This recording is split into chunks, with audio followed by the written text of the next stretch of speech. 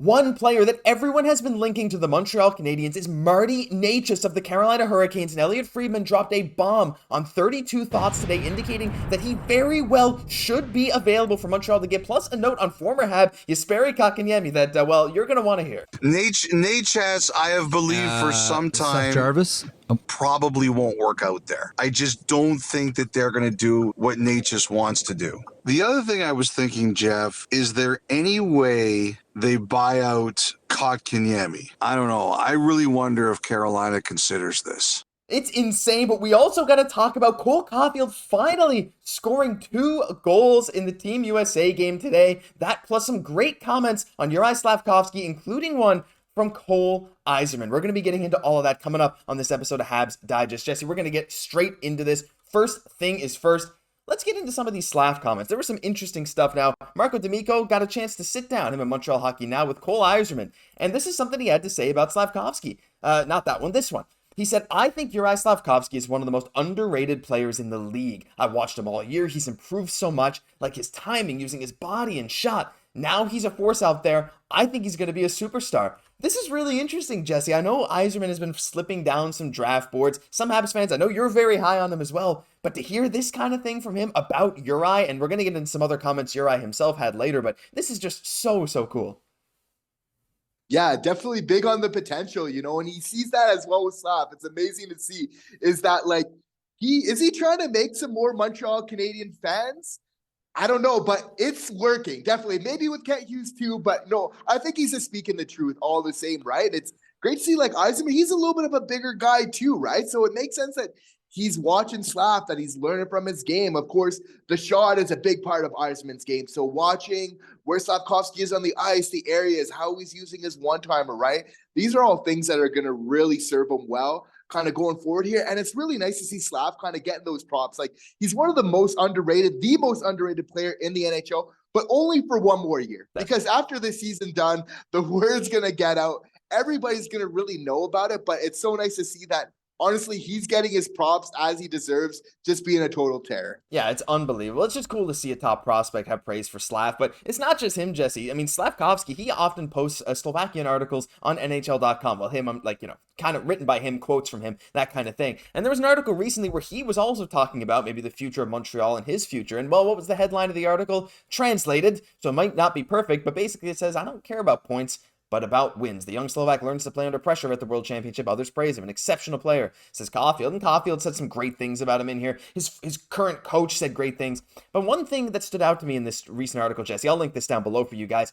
Slav said, obviously people have expectations, but it's not just the first year. You're trying to build something longer term, and that doesn't happen fast. We're aiming to be good in a few years and stay up after that. That's our main goal. Honestly, I don't care what others said and thought. This is amazing, too, to hear that not only is he going to improve every year, getting praise from basically everyone from all corners of the hockey universe, he's bought in for multiple years, and that, to me, means so much. And how nice it is to be able to see Juraj Slafkovsky's basically his hockey diary at this point, just kind of documenting along different parts of his career, right? But it seems like the message is so clear in this organization. It almost sounds like Kent Hughes talking, right? It's like, we don't care. Like, it's all about the long-term goal. Just as long as we're getting there, right? That's the only thing that matters. So it's nice, like, you can go through a rebuild when you know what to expect, where you're going and why and everything else like that. So that seems really clear, and he's really starting to kind of take those next steps right now, and I think it'll be sooner than later. 100%. Well, we're going to move in quick, though, to some other stuff we got to talk about, and we got to talk a bit about Cole Caufield. Jesse, he has finally got it going. He scored his first and second goals of the tournament, and we're going to show them all to you here. It's mostly clips of the first goal, because that was the more impressive one. There's a clip of the second at the end, but look at that pass from Brady Tkachuk, who has had an amazing tournament. Like him or not, on the Senators, I'm sure a lot of people aren't huge fans of Brady Tkachuk. It is what it is, but Jesse, Cole Caufield, to see him finally get on the board, elite sniper, roofing it when he maybe didn't even need to, and there's his second goal off a beautiful rebound. He has been unreal. He gets player of the game, joining now Juraj Slafkovsky, Cayden, Guhle, and Oliver Kapanen. Every Hab that's at this tournament has gotten player of the game. Finally, he got it going. He looked amazing in this game, and I'm very happy to see what he has in store for the next few games in this tournament. And good things happen when you go to the net. I'm so happy to see this from Cole, because for me, it's really about really just filling out his entire offensive game, because we know he can score from the perimeter. He can score from the exterior with that amazing shot that he has, But we see on both of these goals, he's kind of going to the net, hanging for some rebounds, creating stuff. And that's the kind of the evolution of the game that I love to see from Cole, because we know with that great shot, if he's now combining that with that interior kind of in front of the net type play, this is what's really going to take him to be that 40, 50 type of goal scorer, but that also completes and plays a complete total game for the Montreal Canadiens. Oh yeah, and his defense has been so good too for the Habs, especially in the second half of the season. His playmaking has been amazing. He just hasn't quite got that goal-scoring touch fully back since the surgery. But again, we've heard reports that that could take up to a year, if not more, to be, again, fully good to go. But Jesse, he's looked great, at least in the last few games of where he's gotten his chances. Not all the time, but he's definitely improving, and it's the end of a long, long season for him too. Maybe some fatigue is setting in on that shoulder, but after a great offseason, I'm sure he'll have lots of time to come back and be phenomenal next year. But we got to get into the juicy stuff, the really, really juicy stuff. And you guys heard that clip at the top of the show. And yeah, Elliotte Friedman said what he said. He said, I don't think that the Carolina Hurricanes and Marty Necas, I don't think that's going to work out. And this is a guy that we have talked about a lot on this show, Jesse. That's Marty Necas. I'm going to there's the podcast. I'm going to link the podcast down below as well. Marty Necas, a guy who had 53 points in 77 games this year, 71 points in 82 the year before. Career in the playoffs, 30 points in 59 games. So it's been going kind of up, I guess, in the last year or two. Maybe the playoff performance isn't like point-wise as good as some people would expect, but it's not too far from his regular season performance.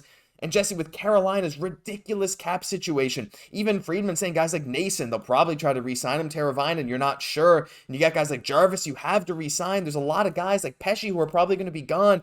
It just seems like it's a bit of turmoil for them. This is the perfect candidate for Kent Hughes to either trade for his rights. I'm seeing even people say maybe you offer sheet him because Carolina might not want to have make a trade with Montreal because of the bad blood. I don't know. What do you think? It just seems like it's making too much sense for Kent Hughes to not at least try to go get Marty Necas. Right, Josh. I'm just hoping that the pettiness from years past kind of stops a trade like this. But you almost feel like it could, right? They take Kotkaniemi from us, as we're going to get into in a minute, right? But then it's just, they take that young player. The last thing they want to do after taking a player that maybe didn't turn out to be the best young player is give us a good young player, somebody that's much more established, that we know what we're getting, right? That would just hurt too much for them. But I mean, this is why we're talking about it. It's a good fit. It's a young, kind of established player. And this is a player, Martin Necas, that's been kind of winning me over, especially with his playoff performance. 9 points in 11 games. It's nothing to shake a stick at, right? You're almost at a point per game, 0.89 there. And he was driving the net for the Hurricanes. He was driving a lot of play. If we're looking at his stats here, like 28 goals last year, 24 goals this year, there's also some playmaking in his game as well. But like at 25 years old, I'm looking at this as a type of player when he's just kind of starting to get into his prime, where this is going to be a player, Martin Necas, where he scores 30 goals year in, year out, right? So that definitely has some value. We know what we're looking for on this team. It's no secret, and he provides this. I'm just hoping the bad blood wouldn't kind of stop a move like this from happening. Yeah, like here's the thing. If Montreal were to offer sheet him, which I don't think they'll do because that might just continue this feud, they would have to pay him, I would say, at least $7.5 million. You keep him below Suzuki and Caufield, but you put him at a price that Carolina's probably not willing to pay. And I'd say that's probably around where it is. I don't think you go 8 because that's above Suzuki Caufield. And I think Carolina probably matches anything around the 6.5 range. You probably have to go a bit above 7. Is that worth it for Necas? Maybe. And if you do, then the compensation for that is a first, second, and a third round pick if he signs it and Montreal and Carolina doesn't match. So there's that. But I think a trade, Jesse, before we get into Kotkaniemi, I think a trade could very well happen, but only if the Hurricanes decide to make a move with Montreal. It's a new management team, though, in Montreal. It's Jeff Gorton, Kent Hughes, Marc Bergevin is long gone over now in LA. Do you think there's a world where maybe they can finally make amends for this and try and make a nice deal where Carolina gets some prospects and some picks and Montreal gets an established winger?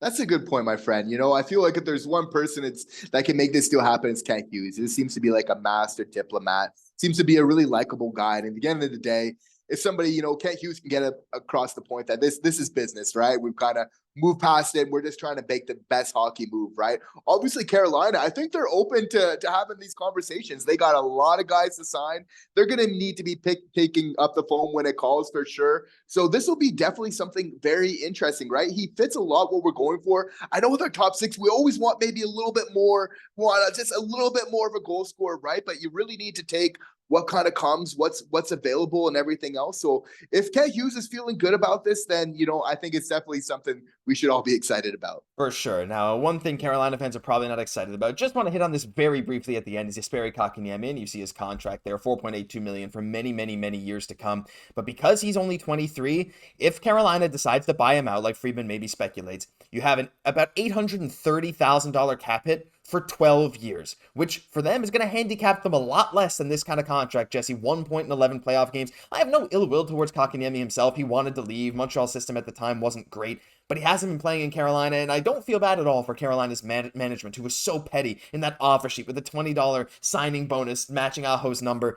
I feel great that contract is not working out for them. I don't feel good for Kotkaniemi himself. People might have their opinions of him, whatever, but it feels so good to see this offer sheet blowing up in their face right now. It's honestly crazy to think that they could seriously go for a 12-year buyout.